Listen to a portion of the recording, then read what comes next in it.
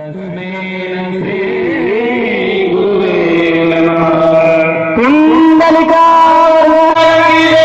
माऊली ज्ञानेश्वर महाराज की श्री दत्तात्रय भगवान की सद्गुरु रघुनाथ महाराज की सद्गुरु रामदास महाराज की सद्गुरु देवराज महाराज की सब साधु संतान की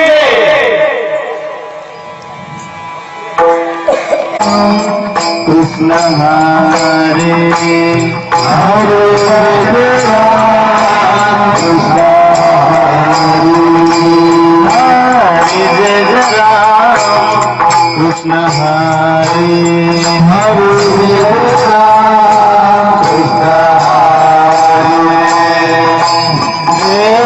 जय राम कृष्ण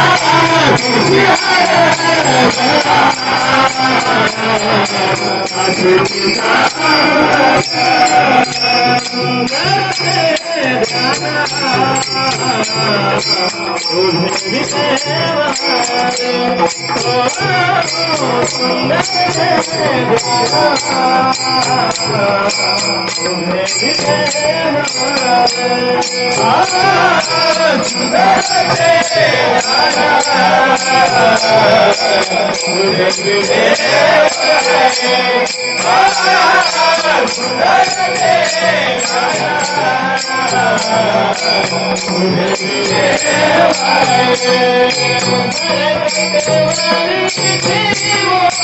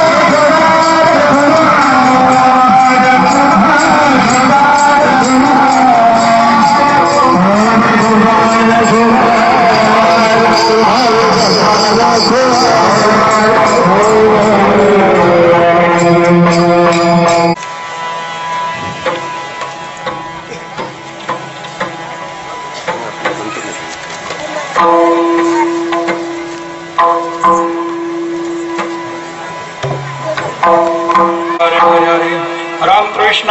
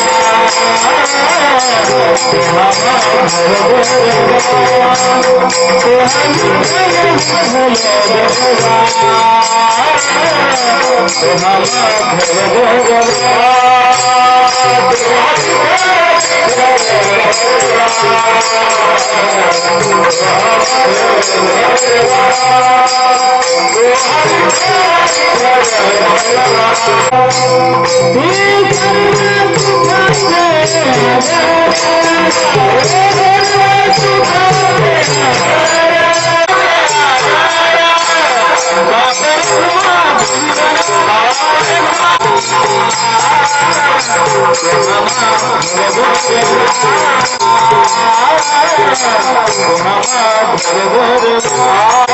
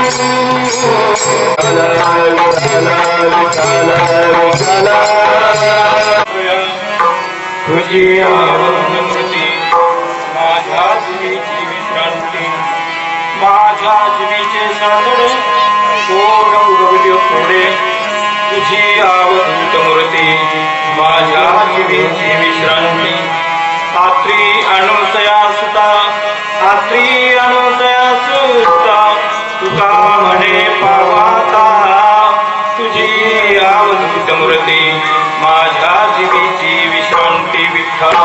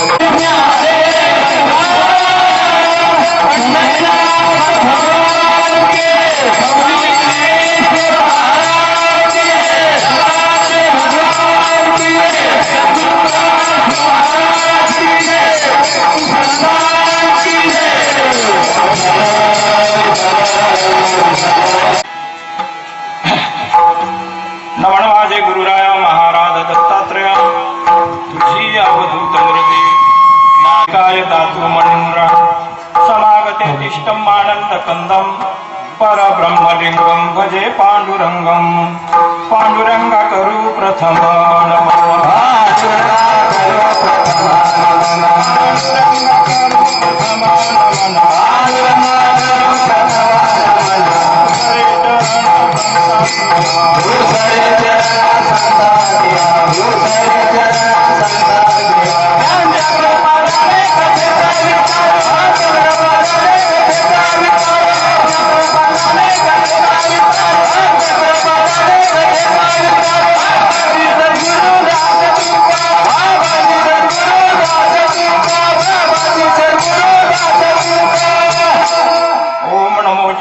वेद प्रतिपाद्या जयाजी संसवेद्यात्मरूपा देवा तूच गणेश सकलार्थमती प्रकाश मने निवृत्ती दास अवधारी योगी जयाचे केले असमरण होय सकल विद्येचे अधिकरण ते श्री चरण बंधू सद्गुरुरायांचे ते नमस्कार आता ओम नमो ज्ञानेश्वरा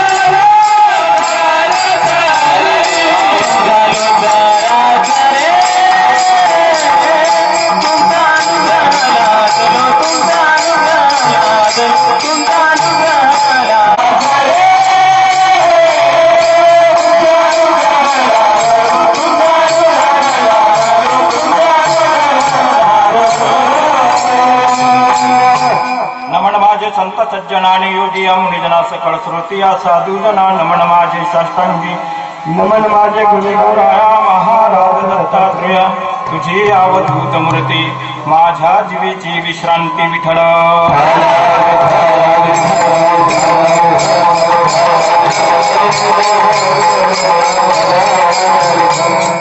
नमन माझे गुरुराया महाराज दत्तात्रेय तुझी अवधूत मूर्ती माझ्या जीवेची विश्रांती प्राप्त समय आपल्या सेवेसाठी कीर्तनरूपी चिंतनासाठी घेतलेली अभंगवाणी जगद्गुरु तुकोबाराय देहू निवासी महाराष्ट्र भूषण यांचा हा 4 चरणाचा महत्वाचा आपल्या पेठ तालुक्यातील श्री क्षेत्र घोटविहिरापैकी 55 ह्या ठिकाणी सालाबाद प्रमाणे वर्ष 18 चालू वर्षीही परत शहरातील नवे मायबापू पेठ तालुका श्री त्र्यंबकेश्वर तालुका आणि कपराडा तालुका तिन्ही तालुक्यामध्ये सर्व भाविक भक्त एकत्र येऊन आणि अखंड हरिनाम सप्ताह सालाबाद प्रमाणे चालू वर्षी मोठ्या बहारीने मोठ्या आनंदाने मोठ्या उत्साहाने सर्वांचं सहकार्य घेऊन सर्वांनीच सप्ताहाचा जवळजवळ आज शेवट होत आहे कारण सप्ताहाचं अखंड हरिनाम सप्ताह झाला त्यांची जन्मदिनी साजरी करायची आहे आज तोच हा पर्वकाळ आणि त्या पर्वकाळावर भगवान परमेश्वराने दत्तप्रभूने या जगतामध्ये त्रेतायुगामध्ये अवतीर्ण झालेले ते त्यांचा हा जन्मदिनी आज आपण साजरे करत आहोत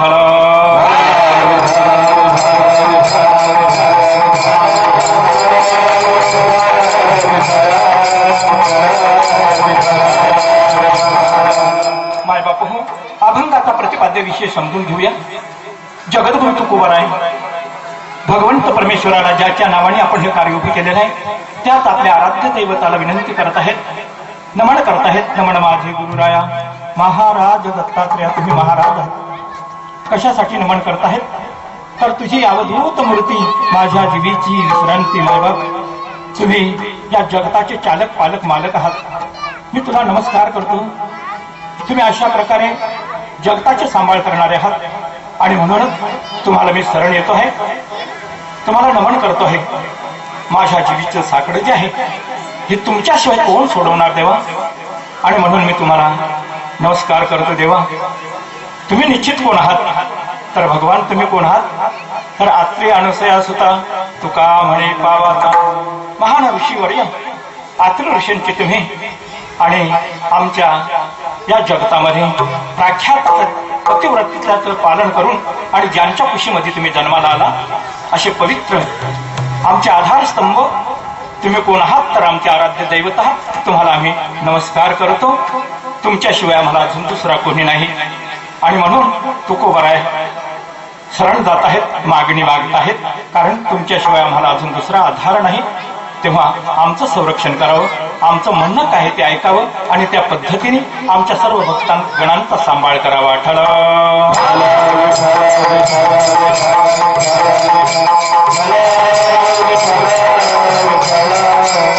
माय बापू, पवित्रमयाच्या ह्या 3 तालुक्याच्या मध्यभागी ह्याच ठिकाणी त्रिवेणी संगम आहे. 3 नद्यांचा संगम ह्या ठिकाणी होतो आहे आणि 3 तालुक्यांनी मिळून आपण हा जो कार्यक्रम करतो आहे, मर्यादित मला वाटतं 50 गावची सर्व भक्तगण एकत्र येऊन हा कार्यक्रम करतात.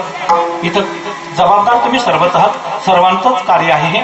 त्याच्यामध्ये अखंड हरिनाम सप्ताहाची सुरुवात होऊन आज समारोपाचा हा जो एक आपणासमोर जन्मानिमित्त, काल्याच्या प्रसंगानिमित्त, जन्मानिमित्त निवडलेला जो हा अभंग आहे हा जगद्गुरु तुकोबारायांचा आहे. मायबापू, सर्वांनी लक्षात ठेवायचं, आपण त्याच्यासाठीची वाहून घेतलं होतं आपल्याला.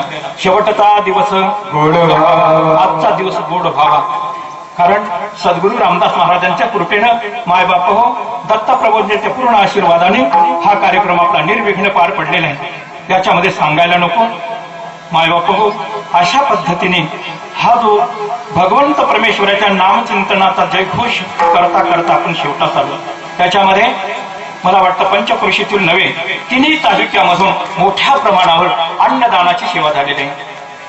मला वाटतं शुभकार्यपणे बापा दुर्गतीनं जात असे शुभ कार्यासाठी जे आपण जो काही एक सेवेचा भाग उचलला होता अन्नदान, त्याचप्रमाणे खऱ्या अर्थानं आपण जे त्याच्यामध्ये सहभागी होऊन आपण सर्वदान केलं. याच्यामध्ये प्रेमदान, सर्व गोष्टीचं ज्ञानदानासाठी बाहेरून वक्ते बोलवले आपण. अशा प्रकारे आपण 7 दिवसापर्यंत मोठी तपश्चर्याही केली. त्याच्या दुधात साखर म्हणून ह्या ठिकाणी जवळजवळ 18 गुरुचरित्र, महान गुरुचरित्र या ग्रंथाचं पारायण आमच्या भाविकांनी केलं. मायबापू, मला वाटतं अशी वेळ भगवंत परमेश्वरासाठी जी आपण दिली त्याच्यासाठी भगवान आपला रक्षिता हा तो आपलं रक्षण करणार आहे.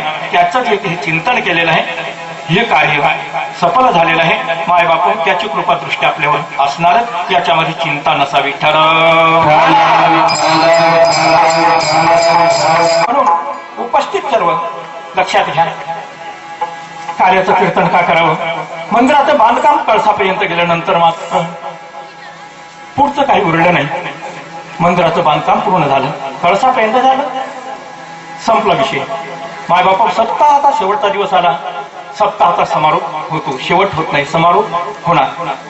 आणि म्हणूनच ह्या कार्याच्या प्रसंगी ह्या जन्मानिमित्त अगदी धावत्या वेगामध्ये, कारण वेळ कमी असल्यामुळं आपण धावत्या वेगात 1च तास उरलेला आहे. त्याच्यामध्ये जेवढं काही भगवंत परमेश्वराचं वर्णन करता येईल तेवढं करण्याचा आपण प्रयत्न करू.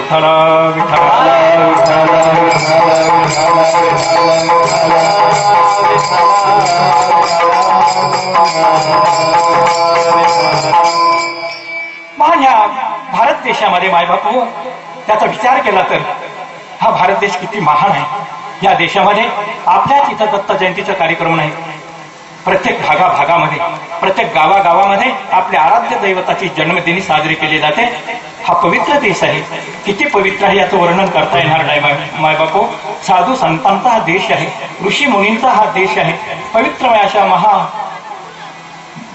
भारत देश जो आहे याचा जर विचार करायचा झाला तर या आपल्या भारत देशाला जे नाव मिळाले नाही भरत राजा महातपोनिधी यांनी मोठी तपश्चर्या करून याच देशाला आपल्या नावाने जवळजवळ आपलंच नाव देऊन त्यांनी आपला देह संपवला आणि म्हणून त्याच्या नावानं हा भारत देश आज प्रख्यात आहे. मायबापू तपोभूमी आहे, त्यातल्या त्यात महाराष्ट्र भूमी संतांची भूमी ओळखली जाते. महाराष्ट्र भूमी ही संतांची भूमी ओळखली जाते. तर इतका हा महा भारत देश जो आहे याचं वर्णन आपल्याला करता येणार नाही. किती समृद्ध देश आहे आपला ते भारत देश हमारा हमारा भारत देश हमारा भारत देश हमारा हमारा भारत देश हमारा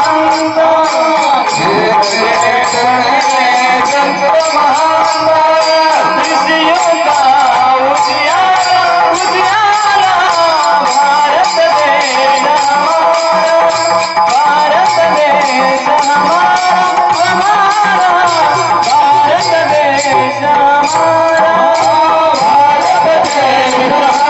देश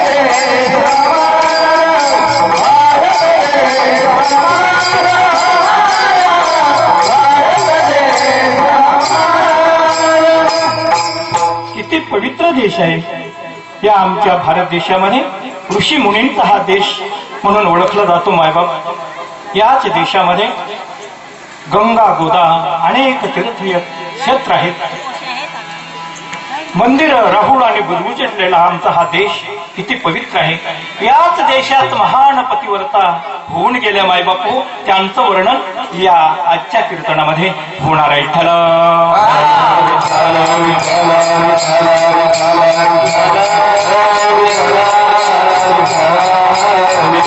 अनेक पतिव्रता होऊन गेले.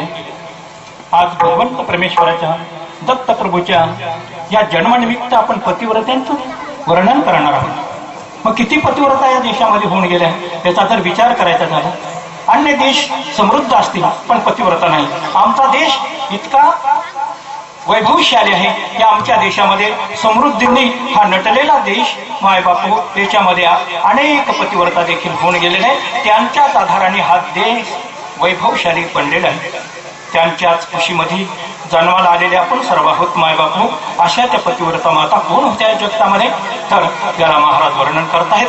बघा किती पतिव्रता होऊन गेल्या, किती पतिव्रता होऊन गेल्या. मुख्य मुख्य यांचे वर्णन केलेलं आहे. हो, अहिल्या द्रौपदी, अहिल्या द्रौपदी, अहिल्या द्रौपदी, सीता ताराचारी, मुख्य मंदोदरी पतिव्रता. मुख्य पतिव्रतांचं त्या ठिकाणी व्याख्यान केलेलं आहे नाथ बाबन. अहिल्या, द्रौपदी, सीता, तारा आणि मुख्य पतिव्रता कोण? मंदोदरी.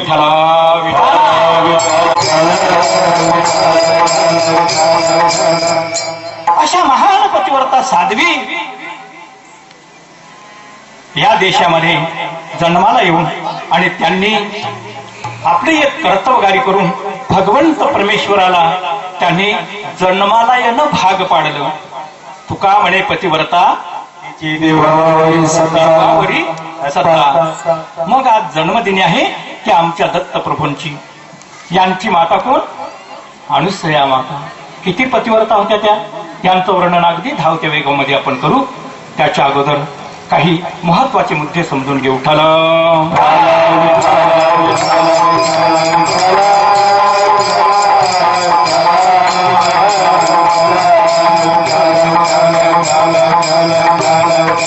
भगवंत परमेश्वर या भूतलावर अवतीर्ण होण्याचं कारण एक आहे.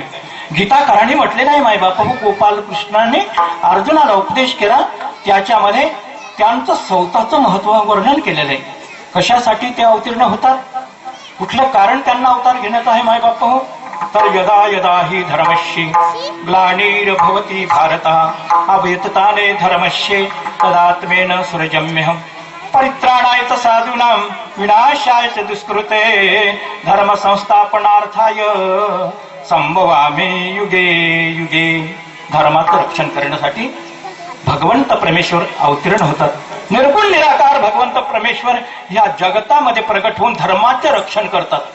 धर्म पालनासाठी धर्म रक्षणासाठी अवतार घेतात. निमित्ताला कारण मात्र निश्चित कुठल्या तरी निमित्ताशिवाय ते प्रगट होऊ शकत नाही.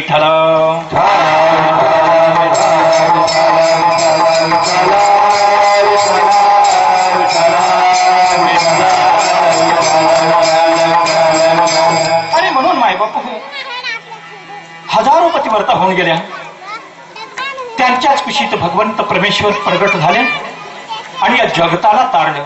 विश्वता धरी अवतार विश्वतारावया आत्रिची अनुसया गौरव. विश्व तारण्यासाठी भगवंत परमेश्वराने अवतार घेतला. त्याही वेळेस मायबाप हो साधू संतांचा सांभाळ करण्यासाठी आणि दुष्टांचा सहार करण्यासाठी भगवंत प्रगट झाले आणि त्यांचं ते कार्य करून गेले. त्यांचं वर्णन आता आपण या धावत्या वेगामध्ये करणार आहोत. लक्षात घ्या की मायबाप हो ह्या लोक्यामध्ये श्रियांना खूप मोठा मान आहे. श्रियांची या वाचने वर्णन करता येणार नाही इतक्या त्यांच्याजवळ शक्ती आहे. स्त्रियांजवळ मायबापू यदा कदाचित तुझ्या माता माऊलीने परमार्थ साध्य केला, त्यांचं अंतःकरण हे शरीर शुद्ध बनवलं, तर यांच्याच कुशीमध्ये भगवंत परमेश्वर अवतार घेतात. त्यांच्याकडे केवढा मोठा अधिकार आहे. आपल्या पुरुष वर्गांनी जर परमार्थ साध्य केला तर आपण फक्त 21 कुळाचाच उद्धार करू शकू. पण मायबाप हो आमच्या माता माऊलीने जर परमार्थ साध्य केला तर निश्चित 42 कुळाचा उद्धार करण्याची त्यांना शक्ती दिलेली आहे. तेव्हा सासरची 21 कुळं, माहेरची 21 कुळं, एकूण 42 कुळांचा उद्धार करण्याची शक्ती त्यांच्यामध्ये आहे. पण मायबाप हो खऱ्या अर्थाने पवित्रायणाचं पवित्रायो मंगलानाचं मंगलम. उभ्या आयुष्यामध्ये जी श्री पतिव्रतपणाचं पालन करेल, अंतःकरण निर्मळ करेल, शुद्ध करेल, त्या ठिकाणी निश्चितच भगवंत परमेश्वराचा अंश तयार होईल आणि कुळी कन्या पुत्र होती तयाचा हरिक वाटे. हो अशा प्रकारे ह्या माता माऊली अनेकांना अनेक सत्पुरुषांना त्यांना जन्म दिलेला आहे. लक्षात घ्या. त्याच्यामध्ये तुलनात्मक विचार करायचा ठरला तर एकदा एक गृहस्थ आपल्या हातामध्ये पुस्तक घेऊन चालला होता. रस्त्याने एक स्त्री आपल्या दरवाजात उभी राहून निहाळत होती. त्या गृहस्थाला पाहिल्यानंतर हळूच दरवाजाच्या बाहेर येऊन सांगितलं, म्हणून हो बुवा आपण चाललात, तुमच्या हातामध्ये पुस्तक आहे, तुम्ही वैद्य आहात का ज्योतिषी आहात? तुम्ही जर वैद्य असाल तर मला एक सांगा, माझी सासूबाई अंध आहे, कुठले औषध घेतल्यानंतर तिला परत दृष्टी येईल?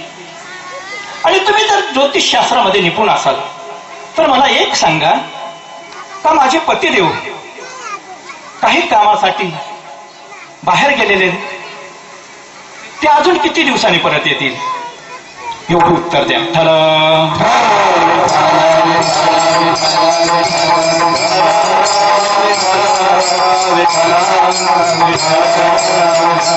अर्थ कळला असेल.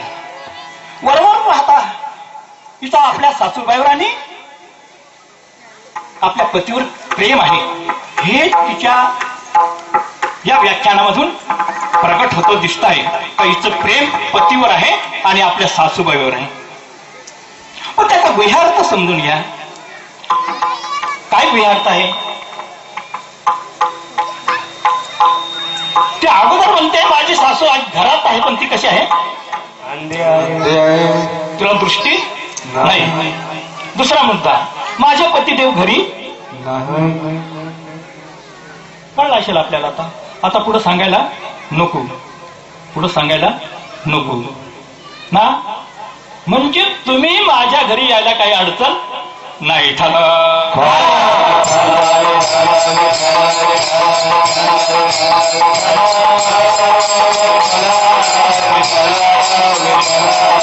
तसं पाहिलं तर मायबापू माता माऊलींबद्दल आपल्याला जे वर्णन करायचं आहे एखादी वेल असावी, वेल. या वेलीला भक्कम एखादं झाड मिळालं ना, वृक्ष मिळाला ना, तोच आधार असतो. वेलीला आधार काय असतं? झाड. झाड असतं, वृक्ष असतं. त्या वृक्षाच्या आधाराशिवाय वेल शोभत नाही. वृक्ष असेल तर वेल शोभून दिसते, वृक्ष नसेल तर वेल. अशा प्रकारे मायबापू, श्रीला जो आधार आहे, पुरुषाचा आधार आहे श्रीला. श्री सुद्धा वेलीप्रमाणे कवीने तिला एक उपमा दिलेली आहे. ती एकटी राहू शकत नाही, तिची जबाबदारी 3 लोकांवर आहे.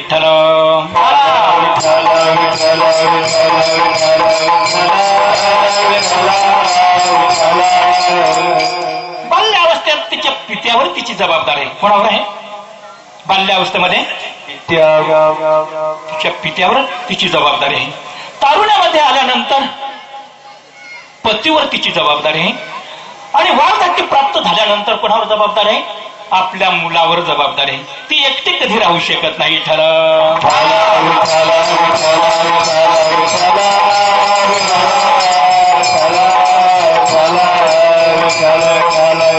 आणि अशा पद्धतीने तिने आपलं शील सांभाळलं तर निश्चितच ती पतिव्रता ठरू शकते. ह्याही जगामध्ये, याही मृतलोकामध्ये पतिव्रता स्त्रियांचं वर्णन खूप केलेलं आहे, आजही आहे. त्या पद्धतीने जर निश्चित त्याने आपलं शील सांभाळून ह्या जगताचं आपला आयुष्याचा प्रवास केला तर निश्चितच साध्वी म्हणून ओळखले जाईल. याच्यामध्ये काही सांगायला नको.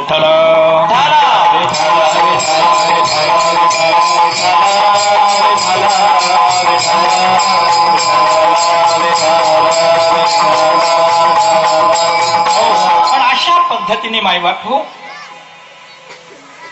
भगवंत परमेश्वराला अवतार घेण्यासाठी अशी निर्मळ भूमीची गरज आहे, पवित्र भूमीची गरज आहे. अंतःकरण जिथं सूद आहे त्या ठिकाणी भगवंत परमेश्वर अवतीर्ण होतो. आणि म्हणून आपण स्वतःला सांभाळलं पाहिजे. मायबाप हो, तो भगवंत परमेश्वर माझ्या कुशीत जन्माला यावा याच्यासाठी माता माऊलीने काय केली पाहिजे? तळमळ केली पाहिजे. तळमळ नाही का? स्वतःला सांभाळलं पाहिजे. आणि म्हणून लक्षात घ्या का या आपल्या देशामध्ये पवित्र स्त्रिया होऊन गेल्या. देश किती पवित्र आहे हे तुम्हाला तेव्हाही सांगितलं. पवित्र तो कुळ पावन तो देश, जेथे हरीचे दास जन्म घेणे. हरीचे दास जन्माला आले ना, त्या पवित्र मातांच्या कुशीमध्ये जन्माला आले. आणि म्हणूनच आपला देश असा बलशाली समजला जातो, वैभवशाली समजला जातो, समृद्ध देश समजला जातो. याच देशामध्ये अनेक पतिव्रता होऊन गेल्या.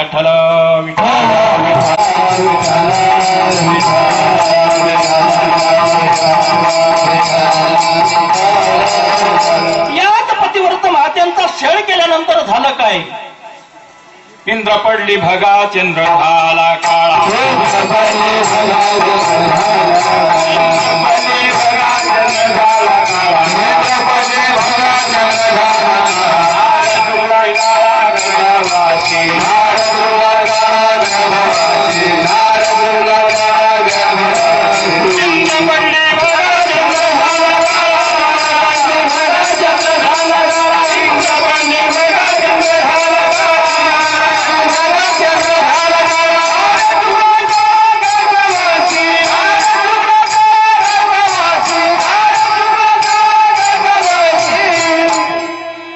पडली भगा, चंद्र झाला काळा, नारद चुकला ताळा.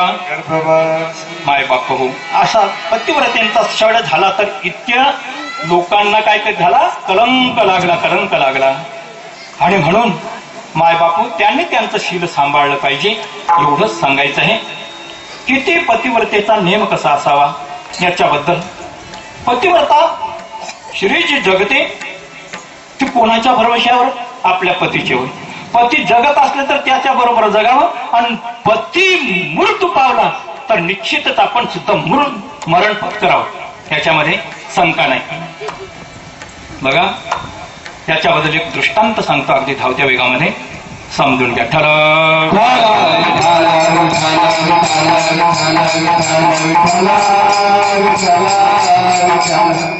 भर्तहरी नवनाथामध्ये कथा आलेली आहे. नवनाथ ग्रंथामध्ये भर्तृहरी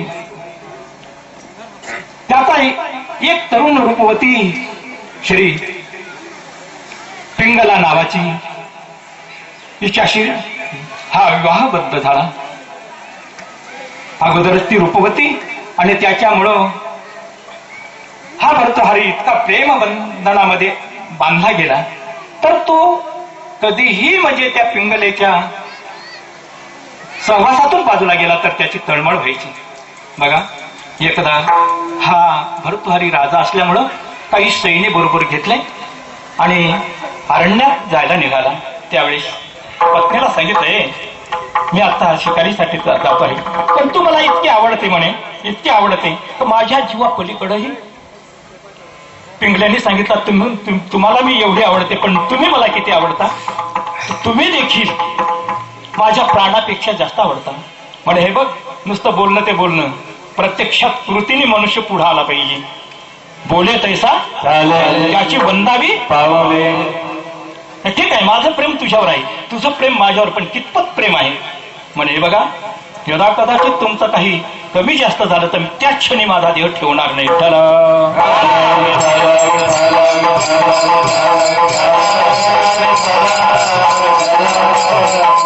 मायबाप भर्तृहरी आपलं सैन्य घेऊन अरण्यामध्ये गेला, पण त्याच्या मनामध्ये मात्र हे जे झालेलं वचन हे पडताळून बघावं अशी इच्छा झाली. संध्याकाळच्या वेळेला घरी जात असताना याने विचार केला. एक शिपाई बोलवला आणि सांगितलं, अरे जा, शिकार केलेल्या एका स्वपंताच्या रक्तामध्ये आपले वस्त्र भिजवले रक्तामध्ये आणि सांगितलं जा घरी आणि पिंगलेला सांग, एका वाघाने भर्तृहरीवर झडप घालून आणि त्या भर्तृहरीला फाडून फाडून खाल्लं त्या वाघाने. तुला खोटं वाटत असेल आणि म्हणून हे त्यांचे कपडे तुला दाखवण्यासाठी घेऊन आलो, एवढंच सांग. शिपायांनी राजाचे आज्ञे पालन करून घरी आल्यानंतर, नगरात आल्यानंतर पिंगलेला अगदी खऱ्या प्रकारे घडलेला विषय सांगितला. म्हणे, पिंगले, दुर्भाग्य आहे तुझं, तुझा पती एका वाघाने झडप घालून आणि फाडून फाडून खाला. तुला खोटं वाटत असेल, हे बघ, त्याचे हे कपडे तुला दाखवण्यासाठी आणलेले आहेत. हिने कपडे पाहिल्यानंतर हिचा जीव कासा विष झाला. माझे पती गेले म्हणजे आता मी जगण्यात अर्थ नाही, आणि म्हणून तिने लगेचच तयारी केली. ते कपडे घेतली आणि लगेचच चित्ता रचली. सर्वांना सांगितलं आता मी सती जाते. सर्वांचा नाविलाज होता, पती समावेत तिने मरण पत्करते आहे आणि म्हणून सर्वांनी तयारी केली, चित्ता रचली. त्या चित्तेवर ते कपडे ठेवली आणि त्याच्यावर ही सौता बसली. अग्नी चेतवला आणि सौताला जाळून घेतलं.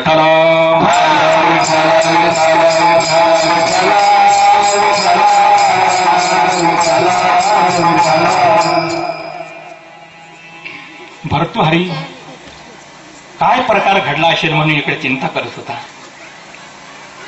अगदी 2-4 तासांनी येऊनही दाखल झाली स्वारी. बघतात तर मसनवटीमध्ये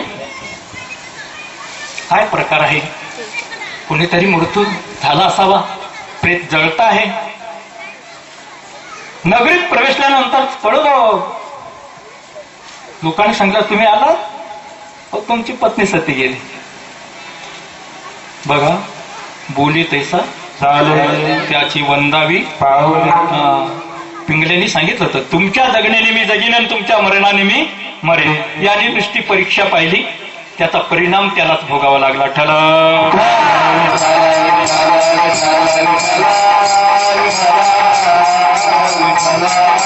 अशा प्रकारे माय बाप हो, खऱ्या अर्थाने असल्या पतिव्रता या देशामध्ये होऊन गेलेल्या आहेत, नाही का? आणि त्याच पद्धतीने ही आमची माता कोण, अनुसया, ही सुद्धा किती पतिव्रता होती. आज तिचंच वर्णन ह्या ठिकाणी. अनुसया, असूया, जिच्याकडं कुठलीही गाभाळ नाही, मनामध्ये शंका नाही, चिंता नाही, कुठलंही व्यसन नाही, अशी ती अनुसया. सीता मातेची तर खूप मोठी परीक्षा झाली मायबापू. सीता माई केवढ्या पतिव्रता होत्या. ज्यावेळेस दुष्ट रावणाने माईंना पळवून नेलं त्यावेळेस तिला अशोक वनामध्ये ठेवलं, राक्षसींकडून पहारा करवला आणि तिने माझ्याशी विवाहबद्ध झालं पाहिजे म्हणून सीतामातेला किती धमक्या दिल्या, पण सीतामाई डगमगल्या नाही. मायबाप हो, शेवटी प्रभू रामचंद्राला एवढे सैन्य जमवले, हनुमंत रायांचं साह्य घेऊन नाही का, एवढं सैनिक जमवून आणि लंकेवर स्वारी करून मायबाप हो लंका जिंकली, रावणाचा पाडाव केला, रावणावर लंकेवर विजय मिळवला आणि विभीषणाला राज्याभिषेक करून आता परत जाणार आहेत. पण आता कशासाठी युद्ध केलं होतं, कशासाठी रावण मारला? सीतेसाठी. सोपं नाही, सीतेसाठी. मग मला सांगा, एवढं झाल्यानंतर आता आपली सीता आपण घेऊन गेलो पाहिजे, पण लक्ष्मण भ्राताला सांगितलं, भ्राता लक्ष्मणा इकडे, अरे आता सीता आपली झाली, आपण घेऊन जाणार आहोत, पण दुसऱ्याला दिलेलं पुस्तक त्याचप्रमाणे आपल्या हातात येईल सांगता येणार नाही. एखादा तरी कवर तरी त्याचा दुसऱ्याला दिलेले पैसे पुरेपूर आपल्याला मिळतीलच का? भरवसा नाही. दुसऱ्याच्या ताब्यात गेलेली श्री भ्रष्ट झाल्याशिवाय राहत नाही. आणि म्हणून ही सीता किती दिवस होती लंकेमध्ये माहित आहे ना? किती दिवस? 6 महिने. किती? 6 महिने. मग सीतेवर काय भरवसा आपला? राक्षसांच्या ताब्यात होती. म्हणजे एक करा, सीता आपल्या ताब्यात घ्यायच्या अगोदर हिची अग्नी परीक्षा घेऊ. काय केलं? अग्नि परीक्षा. मोठा एक होंब रचला, त्या होंबामध्ये सीतेने बसावं आणि अग्नीने जर यदा कदाचित तिला स्पर्श केला नाही तर सीता कशी आहे? शीलवान आहे, सीता पतिव्रता आहे. अशा प्रकारे माईंची परीक्षा झाली. अग्निहोंबात बसवले, अग्नी चेतवला, अग्नी थंड झाला. आमच्या सीतामाईचा केश देखील जळला नाही.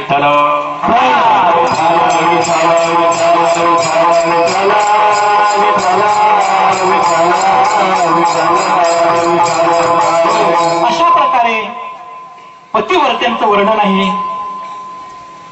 तिची देवावरही सत्ता चालते मायबाप हो. अशाच न्यायाने एकदा कैलास पर्वतावर भगवान शंकरजी आणि पार्वतीचं संभाषण चाललं होतं. पार्वती माता म्हणायची, देवा तुम्ही महादेव आहेत आणि तुमची पत्नी मी पार्वती. मला वाटतं या जगतामध्ये तिही तालामध्ये मृत्यू पाताळ आणि या तिन्ही तालामध्ये आमच्यासारखी पतिव्रता कोणीही नसेल ना? माझ्यासारखी पतिव्रता कोणीच नसेल. तेव्हा भगवान सदाशिवाने सांगितलं, पार्वती याच्यातलं मर्म तुला नारद मुनी येतील आणि ते सांगतील, मला काही तेवढं सांगता येणार नाही.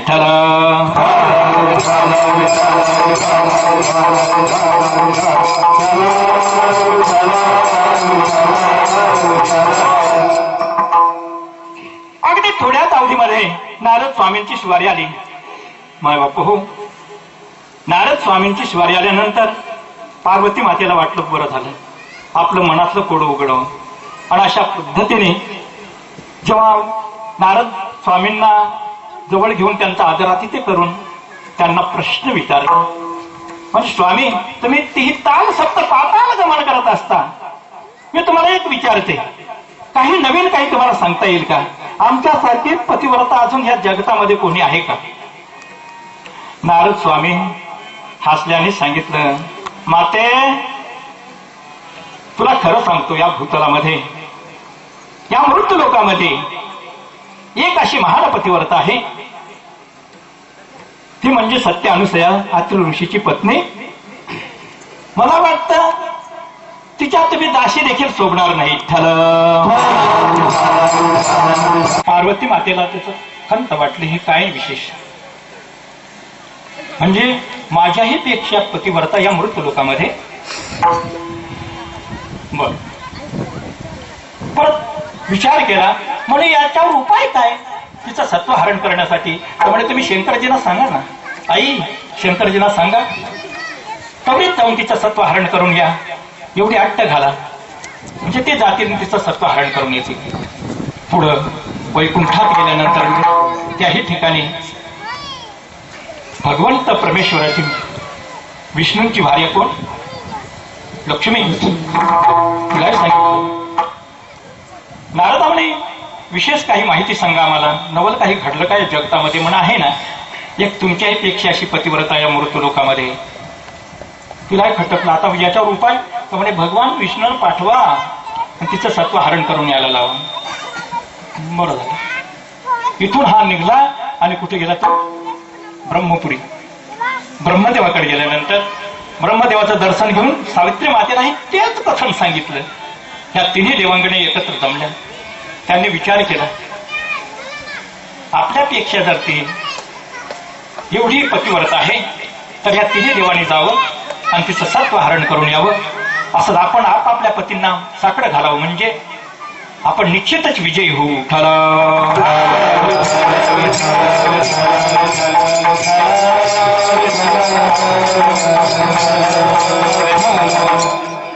अशा प्रकारे मायबाप तिन्ही देव एकत्र आले.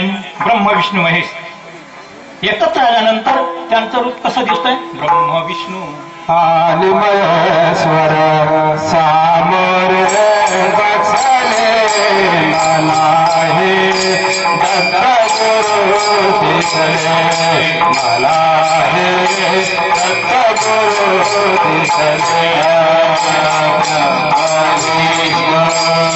आणि महेश्वर सामोर बसले मला हे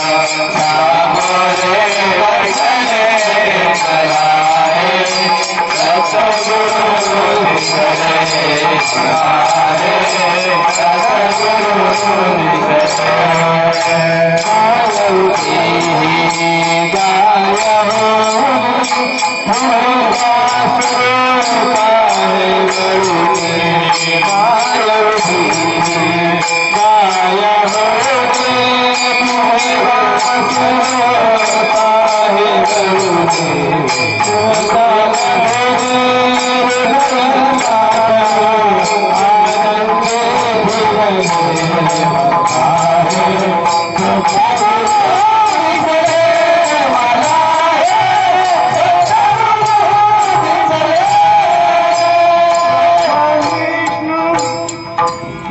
आणि महेश्वर सामोरी बैसले मला हे दत्त गुरु दिसले.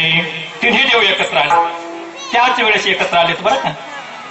कोणाच्या साकडीने कोणाच्या म्हणण्याने त्या महान पतिव्रतांच्या म्हणण्याने तिन्ही देव एकत्र आले. तिन्ही देवांचं एकीकरण होण्याचं कारण हे आहे. मूळ तिन्ही देव एकत्र आले. विचार केला एकमेकाला आपलं माणूस कळवलं अरे या भूतलामध्ये या मृत लोकामध्ये जर एक महान अशी पतिव्रता आहे तर आपल्या स्त्रिया तिच्यापेक्षा काहीतरी दाशी म्हणून समजल्या जातात. आपण त्वरित निघावं. श्रीहट्ट होता तो श्रीहाट. लवकर जा तिचं सत्व हरण करा. ह्या तिन्ही देवांगणींचं म्हणणं मान्य करून हे तिन्ही देव या भूतलावर आले.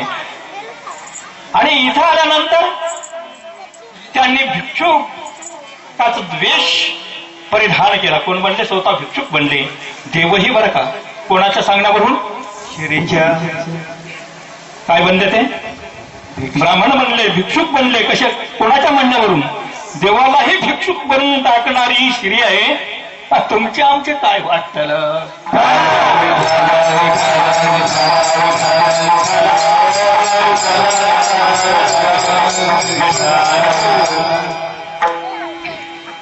सप्ताह चालू आहे. बाबांनी 2 महिन्यापासून आम्हाला सांगितलेलं गुरुचरित्राचं पारायण ज्याला वाचता येतं तेवढ्याने पोथे घेऊन यावं. नागवलं कोणी तुम्हाला? गृहमंत्र्यांनी परवानगी दिली का तुम्हाला? काय सांगितलं? इकडचं कोण बघेल? तुम्ही 7 दिवस जाऊन बसणार. आता तुम्हाला काय बनवलं? तिने काय बनवलं तुम्हाला? पार्वती मातेने, सावित्री मातेने, लक्ष्मीने त्या देवांना काय बनवलं? आता तुम्हाला काय बनवलं ते समजा.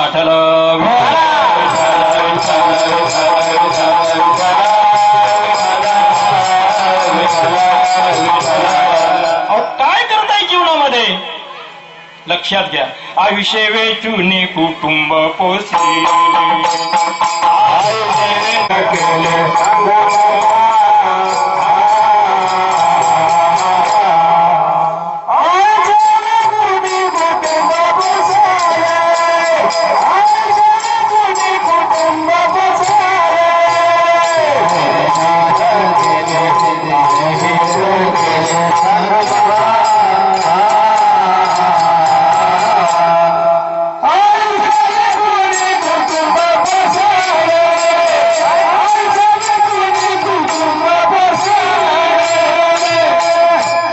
बापू हो विचार करा.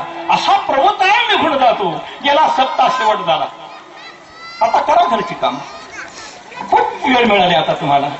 7 दिवसामध्ये राजा परीक्षितीने आपला स्वतःचा उद्धार केला. माय बापू हो 7 दिवसामध्ये उद्धार करता येतो. राजा परीक्षिती 7 दिवसातच उधरून गेला. आपल्याला सुद्धा या महान ग्रंथाचं पारायण करून नामचिंतन करून एकांत वासामध्ये एक जर 7 दिवसामध्ये तपश्चर्या आपली झाली तर निश्चित आल्या जन्माचं स्वार्थक झाल्याशिवाय राहणार नाही. म्हणून माऊलीने आपल्याला वेळोवेळी नाही इतक्या गोड शब्दांनी ती ओवी तुम्हाला प्रत्येकाला आपल्या डायरीवर लिहून घ्यायला लावलेली आहे. पण डायरी उघडून आपण कधी बघत नाही. काय कोणती ओवी दिलेली आहे? तरी धडधडून वैला निग या भक्तीच्या वाटेला, मग पावसी अवेंग निजधाम माझे गा. अर्थ कळत असेल तर निश्चितच तो थांबणार नाही का? अशा प्रकारे आपली अहिता जागता धन्य माता पिता आपल्या हिताला जागलं पाहिजे. एक श्री हट्टामुळे देवांना भिक्षुक बनावं लागलं. आत्ता मात्र ते अनुसूया मातेच्या दरबारामध्ये येत आहेत. बघा आल्यानंतर त्याने अलग बजावली, आई आम्हाला भिक्षा वाढ. हे 3 ब्राह्मण पाहिल्यानंतर माता बाहेर आली. मग ते तर कोण आहे ती? महान पतिव्रता होती. हिला ओळखायला का उशीर लागला नाही. हे कोणीतरी वेशधारी भूदेव आहेत. आणि अशा पद्धतीने त्यांचा आदर आतिथ्य केलं, नमस्कार केला आणि त्यांची बसण्यासाठी व्यवस्था लावली. सांगितलं, हात जोडले, देवा काय सेवा करू आपली? आणि हे बघ आम्ही 5 दिवसापासून उपाशी आहोत. आम्हाला इच्छा भोजन वाढावं तुम्ही अशी आमची इच्छा आहे. इच्छा भोजन त्वरित कामाला सांगा काय देऊ तुम्हाला? म्हणे स्वयंपाक बनव. स्वयंपाक बनवला माय बाप हो, स्वयंपाक बनवला. म्हणे देवा आता या भोजन करून घ्यावं. म्हणे नाही अनुसया, हे बघ तू नग्न अवस्थेमध्ये जर आम्हाला भोजन घालत असेल वाढत असेल तरच आम्ही भोजन करू, अन्यथा नाही. तुझे सत्व घेऊन जाऊ. उठाल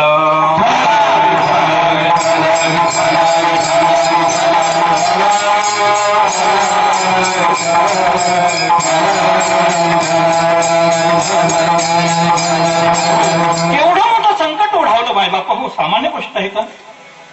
हे भिक्षुक आहेत, यांना विवस्त्र होऊन अन्न वाढायचं आहे, भोजन घालायचं आहे. आणि नाही भोजन वाढलं तर सत्व जातात. लक्षात घ्या, दारामध्ये आलेला अतिथी, अतिथी देवो भव, दारामध्ये आलेला अतिथी हा कधीही विनमुख जाता कामा नाही. आपले सत्व जातील. आणि भोजन वाढायचं म्हटलं तर हे एक साकडं आहे, माझ्या जीवीचे साकडे, आणि कोण उगविल कोडे.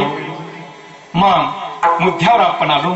लक्षात घ्या मायबाप, तुम्हा आम्हाला आराध्य दैवत दत्त प्रभू आहे. कोणी कोणत्या देवाची भक्ती करावी, कोणी कोणत्या देवाची करावी नाही का?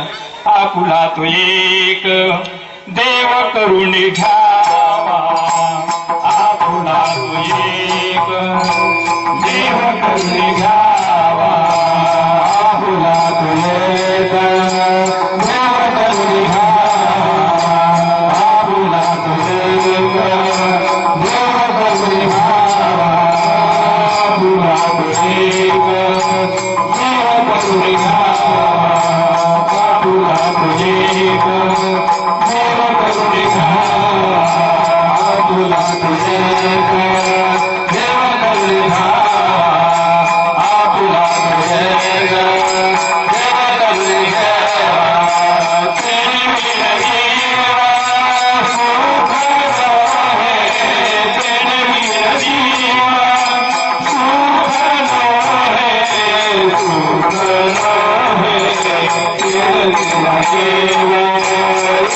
तरी एक देव आपलासा करून घेतला पाहिजे. मग आपल्यासाठी असे देव आहेत पुरुष वर्गांसाठी. कुठल्याही देवाची आराधना करा. नाही नमस्कारम केशवम प्रतिगच्छते. माय बापू कुठलाही देव आहे त्याने कोणता देव एक आपलासा करून घ्यावा? हा कोणता देव नाही सांगितलं बाबा.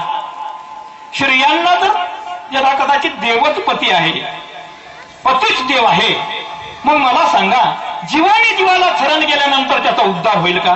हा एक जीव आहे आणि पती जीवच आहे.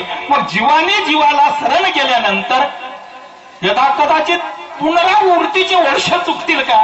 शंका आहे त्याला.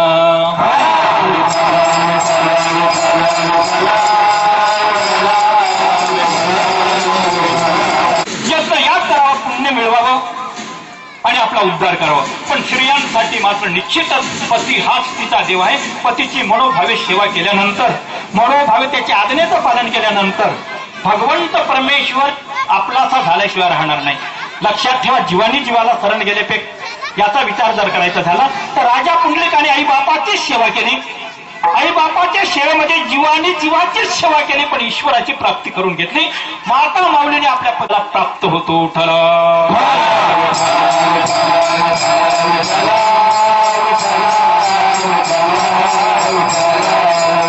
पतिवर्तीचा पती हा देव आहे, याचा ठाम विश्वास होता. माझा देव आहे तो कोण आहे? माझा पती आहे. आणि सामान्य नव्हता पती, तू नाही का? सामान्य नव्हता, सांगायला वेळ नाही का? कोण होते ते? महान तपोनिधी ज्ञानोत्ती. कोण होते ते? आर्त्र ऋषी होते, मायबाप हो. मला एक जाता जाता सांगता येईल. काही मंडळी प्रवास करणारी एका विहिरीजवळ गेली. 10-5 पोरं, तरुण वर्ग आणि बसले विहिरीवर. आता काय मोटरसायकल आले, आता काय कोणी काय कुठं भाकरी खात बसत नाही. आता काय तसा उरलेला नाही, पण पूर्वीचा विषय.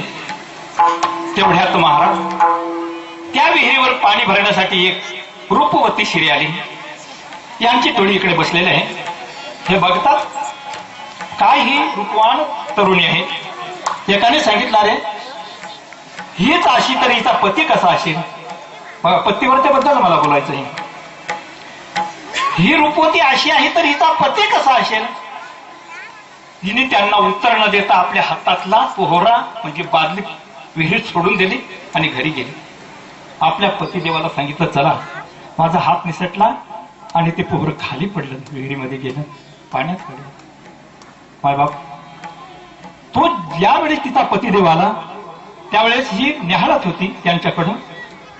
याने आपले कपडे काढले, विचार न करता एवढी खोल विहीर उडी टाकली आणि बुडला. तो बुडल्यानंतर सांगितलं, मी अशी माझा पती कसा?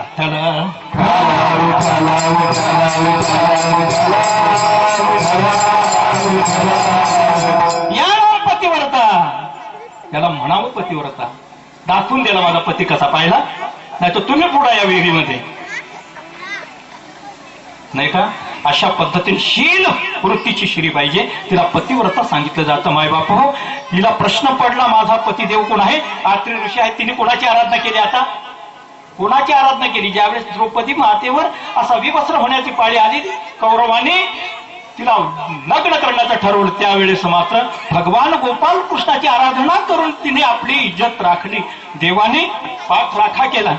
आता हिने कोणत्या देवाची आराधना केली?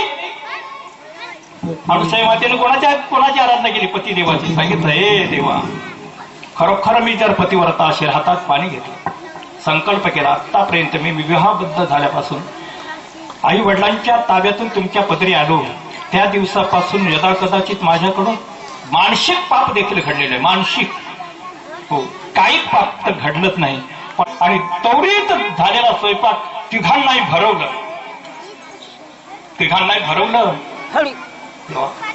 आणि पाण्यात घालून झोका द्यायला लागली. बरं का? काय सांगितलं, हे ब्रह्मदेवा, आपण तरी त्याच्याही तोंडामध्ये चार आहे आणि एवढं तुम्ही करताना, सर्व जीव सांभाळता, तेव्हा ते करता करता तुम्ही खूप दमताना, देवा आता या पाण्यात झोपून सुके निद्रा करा नारायणा, घ्या जो बाळा जो जो रे जो. महादेवाला सांगितलं, देवा तुम्ही महादेव आहात, ज्यावेळेस या सृष्टीचा संहार करण्याची पाळी येते ना, त्यावेळेस तुम्ही केवढे दमता, सर्व प्रलय होऊन जातो, तुम्ही नाश करता. एवढं कार्य तुमचं महाभयंकर आहे. तेव्हा तुम्ही सुद्धा खूप दमता. आता विश्रांतीची वेळ आलेली आहे. या पाळण्यामध्ये झोपा आणि विश्रांती घ्या. ठरव.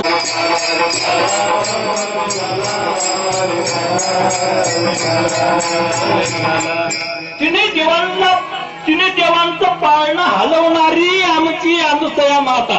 काय भाग्य असेल तिचं. तिच्या ही पेक्षा तिच्या पतिदेवाचा काय प्रताप असेल माय बापू.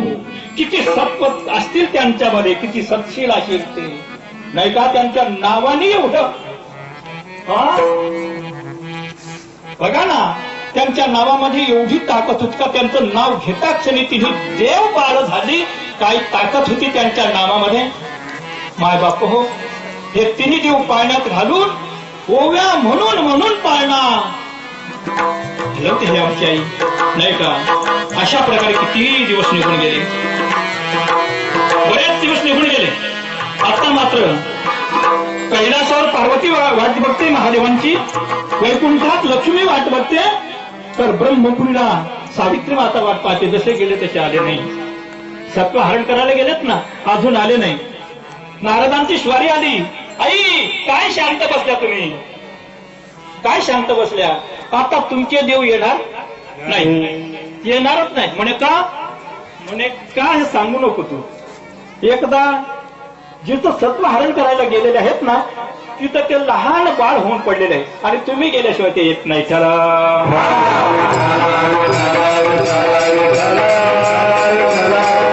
वैकुंठात लक्ष्मी मातेला तेच सांगितलं, ब्रह्मपुरीला सावित्री मातेला, पार्वती मातेला कैलासावर जाऊन सांगितलं. ह्या तिन्ही देवांगणीने विचार केला, आपण तौरा केली पाहिजे, घाई केली पाहिजे.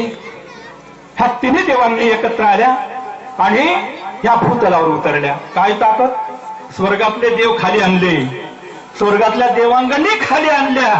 कशाच्या जोरावर, पतिव्रतपणाच्या बलावर देववरची इकडे आणले त्यांनी. बर, ते आल्यानंतर अनुसया मातेच्या दरवाजात जाऊन आणि सांगतायत, ए आमचे पती तुझ्याकडे आले होते, आमचे पती दे, पती आमचे आम्हाला परत दे. म्हणे आता तुमचे पती तुम्हाला द्यायचे, पती तुमचे ना, पती तुमचे आहेत ना, मग तुमचे पती तुम्ही ओळखून द्या.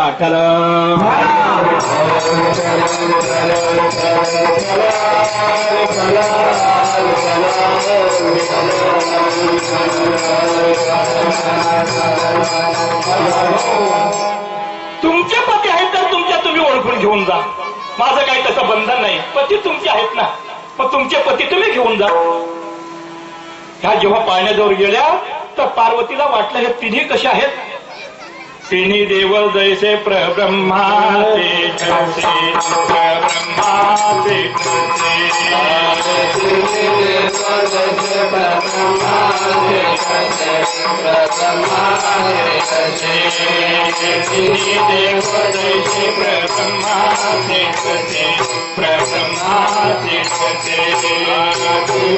पेक्षा काही मागू शकत नाही मी तुमच्याकडं.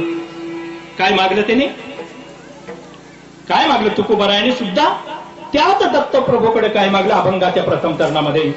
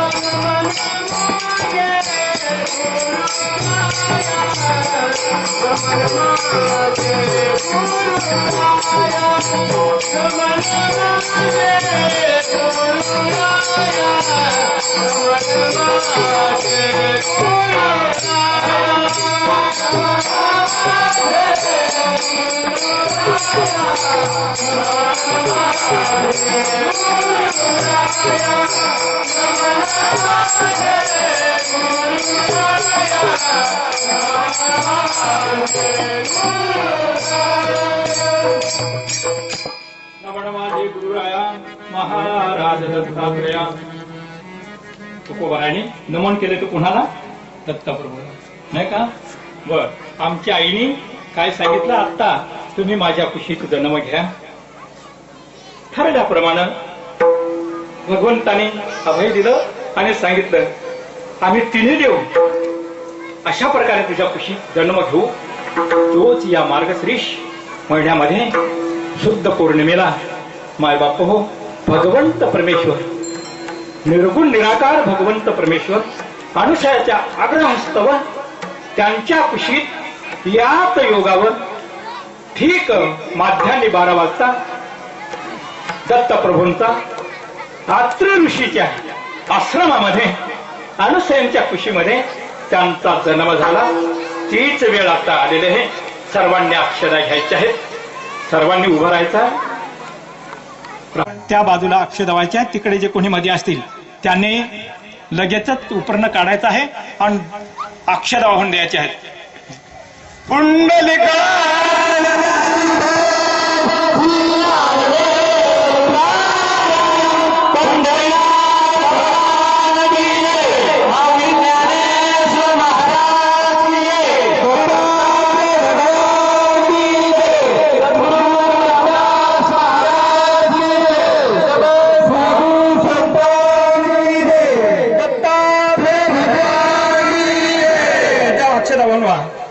द्या अक्षदा वाहून द्या. नमस्कार करून जागेवर बसा. बसा. दहाचा समारोप झाला. धावत्या वेगात आपल्या समोर हे जे प्रतीक आहे याचा अगदी 15 मिनिटांमध्ये आपण कार्याच्या प्रसंगाचं वर्णन करू आणि लगेच शेवेला विराम देऊ. महाप्रसाद सेवन करू आणि आपण प्रत्येक जण एकमेकाचा निरोप घेऊ. बापू, तुम्हाला खूप त्रास दिला मी 7 दिवसापर्यंत, पण शुभकार्य कुणी बापा दुर्गती न जात असे शुभ कार्यासाठी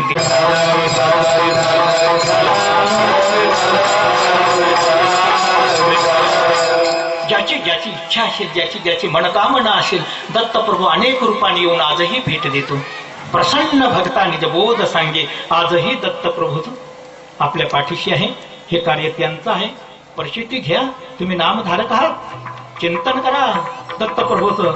दत्तप्रभूने तुम्हाला भेट दिली नाही तर काय सांगू. आपण कुठेतरी अपुरे पडतो. त्यांनी अवतार कार्य बदललेलं नाही. आजही जेथे कीर्तनाची जागा जे कार्य त्यांचं आहे तेच करून घेत आहे. तीच शक्ती आहे या ठिकाणी. मला एकाने सांगितलं, बाबा आपण जर बाहेर गावी गेलो तर आजही प्रवास केला तर बा कुठेही माणसं दिसत नाही. प्रत्येक गावात माणसं नाही, माणसं नाही, माणसं नाही. सर्व कामावर गेले.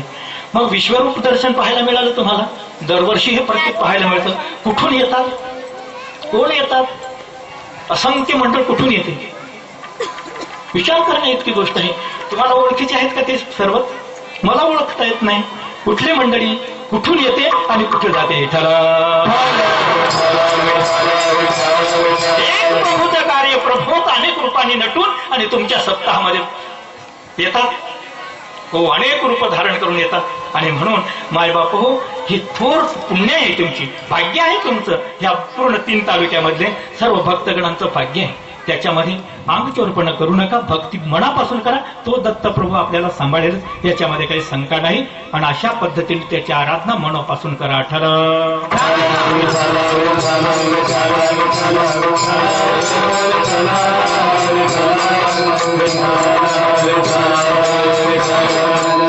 मायबाप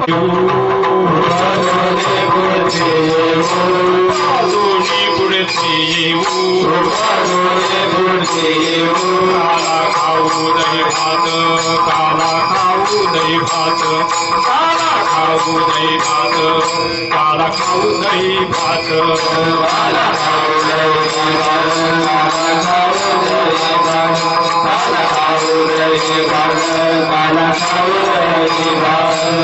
वैकुंठी द्वायचे नाही वैकुंठी द्वायचे नाही वैकुंठी द्वायचे नाही वैकुंठी द्वायचे नाही कवळकारी काल्याचे कवळकारी काल्याचे कवळकारी काल्याचे कवळकारी काल्याचे कवळकारी काल्याचे कवळकारी काल्याचे कवळकारी काल्याचे कवळकारी काल्याचे एकमेका देवमुखी एकमेका देवमुखी एकमेका देवमुखी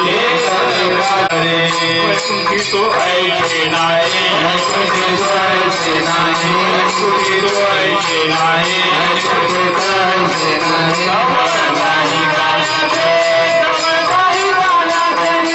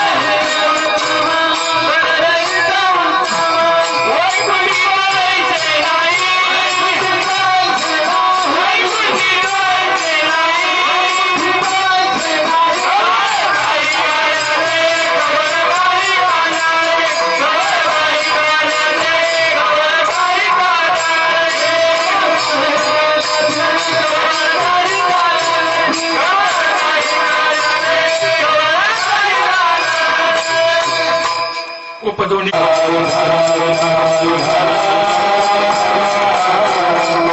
मायबाप हो अभंग काळेच्या प्रसंगामधील आपण ध्यानी घेतला.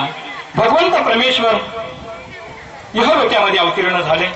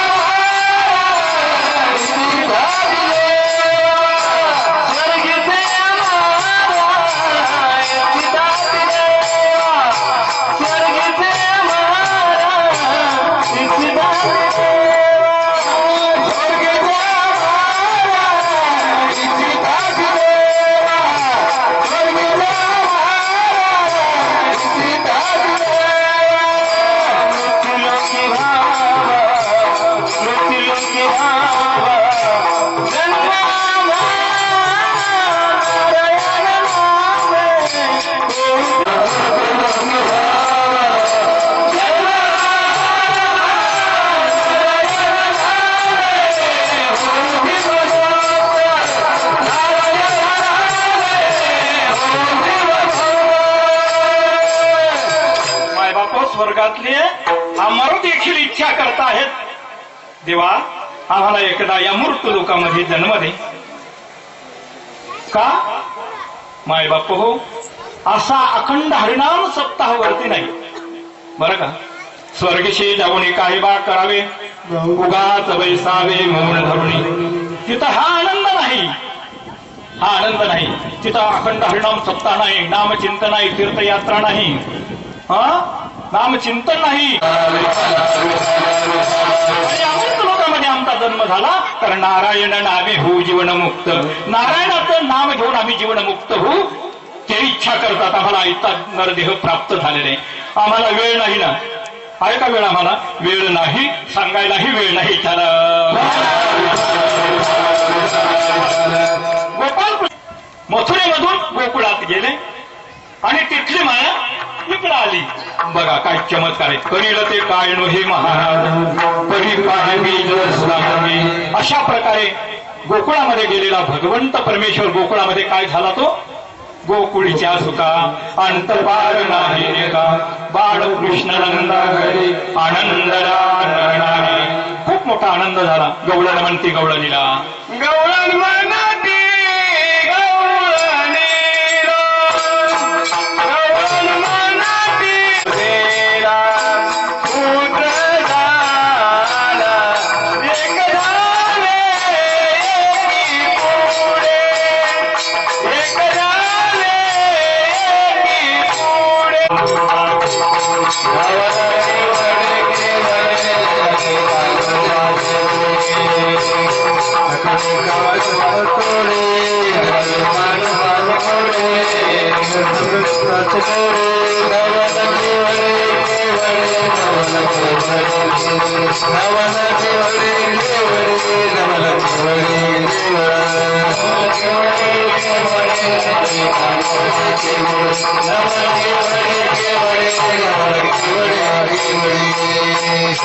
नवल केवढे केवढे न कळे कानोबाचे कोडे विश्वव्यापक कमलापती त्याशी गवळणी हरिवरी कोण होता तो अनंत ब्रह्मांड उदरी हरी हा बालक नंदागरी नंदाघरी बालकृष्ण संकट ओढवलं. सप्ताहाला सुरुवात झाली का संकट ओढवत असतं. बरोबर आहे. सत्कार्यामध्ये संकट ओढावलं पाहिजे त्याच्याशिवाय दक्ष नाही. बाळ जन्माला आला का संकट आणि संकट निर्माण झालं तर निष्काळजी माणूस राहील. आणि म्हणून तो भगवंतही अशा पद्धतीने अवतीर्ण झाला. संकटाला तोंड लागलं. पुतना राक्षसी पहिल्यांदा आली. तिची वाट लावली अगदी बाल्यवयामध्ये. आगासूर आला बगासूर आला त्यांच्या चिरफळ्या केल्या. सर्व गोकुळाला नवल वाटतं हा कोणीतरी वेगळाच आहे. पण मोठमोठले राक्षस मारतो म्हणजे हा काय सामान्य नाही. हा कोण आहे. पण मायाचे आवरण टाकून जणू काय मी गवळ्याचा पोर आहे नाही का असंच दर्शवलं. पण अशा पद्धतीने मायबाप लहान लहानल्या पोरांची काय केली जुटी जमवली आणि अशा पद्धतीने गोपगलांच्या गड्यांचा संघ जमवला आणि अगदी बाल्य वयातच चोरीचा छंद जोपासला.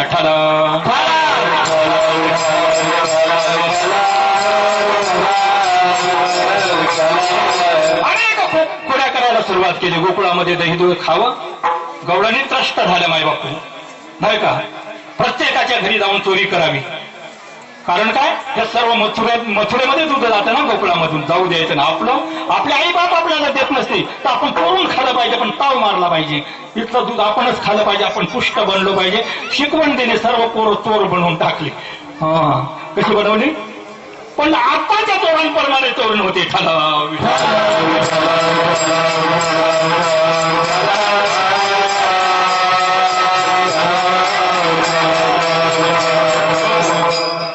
अशा प्रकारे अनेक खोड्या त्या गोकुळामध्ये केल्या. मायबाप बासरीच्या नादानं सर्व गवळणींची मन वेधायचं. हो बासरीचा स्वर एकदा कानी पडला. बाता मारू नका. छातीला हात लावून म्हणतोय मी 3ऱ्या अभ्यासमध्ये कारण अभ्यासवाला आहे आणि घर सुटत नसेल तर गवळणींचा आदर्श घ्या. कोणी सुना कोणी लेकी कोणी एक स्वतंत्र घरदार सोडून वेड्या झाल्या गवळणी. आम्हाला स्वर आला आम्ही घर सोडत नाही. काय आला का ऐकला खरा स्वर. तर तो ब्रह्मनाथ कोणी ऐकला असेल तर तो घरी थांबणार नाही. गवळणी घरी थांबत नव्हत्या. सासू सासऱ्यांचा त्यांना भय नव्हत्या. नुसता स्वर आला निघाल्या गवळणी बाहेर. केव्हा तो निहाळू आम्ही केव्हा तो आमच्या दृष्टीला पडेल. आमचा स्वर म्हणावा का बेस्वर म्हणावा हेच समजत नाही.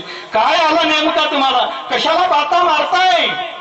परमार्थामध्ये लोकली अमृताची गोडी पुढला सांगती.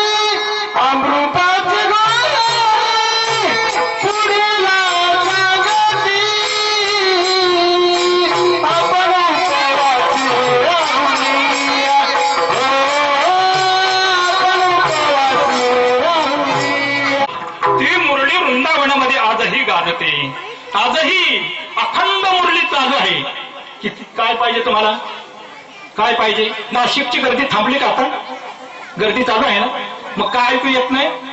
आपण काही अंतरावर आहोत, 50 किलोमीटरवर आहे म्हणून ती गर्दी ऐकू येत नाही. अरे वाजे तशी बोंब कोणी ना ऐकते कानी, हरी हरी न म्हणते त्यांची थोड झाली हल्ली. इथं केवढा आवाज आहे, केवढा ब्रह्मध्वनी, 10 ब्रह्मध्वनी अखंड असा नाद चालू आहे, काय ऐकत नाही. अजून फार खूप अंतरावर आहे. परमार्थाच्या बाता मारू नका आणि बाता मारणाऱ्यांच्या खरं मानू नका.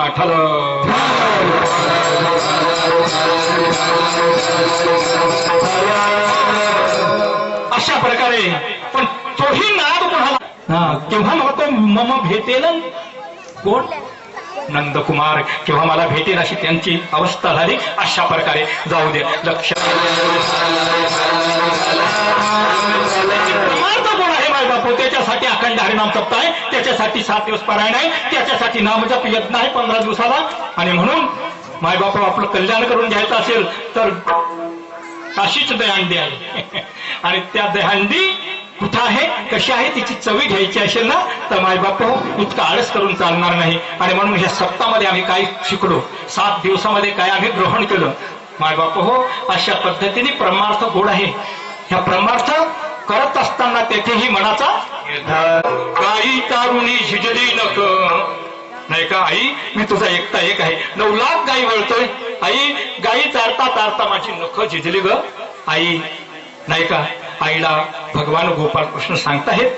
अशा पद्धतीने आईने सांगितलं, अरे बाबा हेच काम कर आता तू, कारण इकडं असलास तर तू खोड्या करतो, मग ते काम कर. आणि तिकडे शांत बसले नाही महाराज, तिकडंही खूप मोठं काम होतं.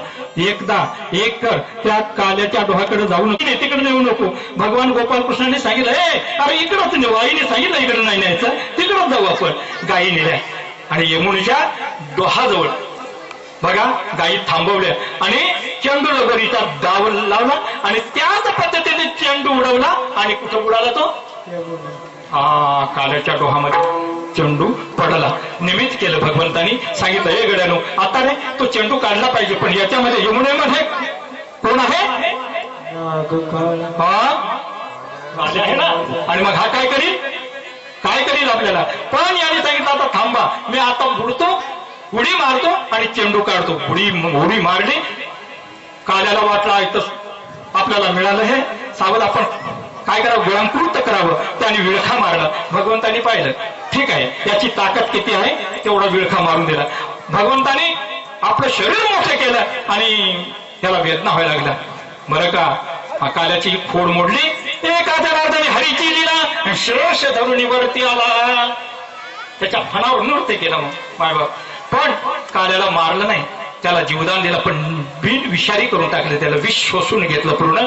अशा प्रकारे त्याचीही खोड मोडली. त्याने सांगितलं, अरे आता काय करता, खांदी भारण पोटी काय खेळायचे. आता आपण काय केलं गेलं पाहिजे, तर आपण आता भोजन केलं पाहिजे. म्हणून सर्वांनी एकत्र जमावं, शिदोऱ्या जमवा आणि काय करा, आपण आता भोजन केलं गेलं पाहिजे. अशा पद्धतीने मायबाप हो. दुसऱ्या चरणामध्ये काय म्हणतात बघा, तुझे अरे काल्याचा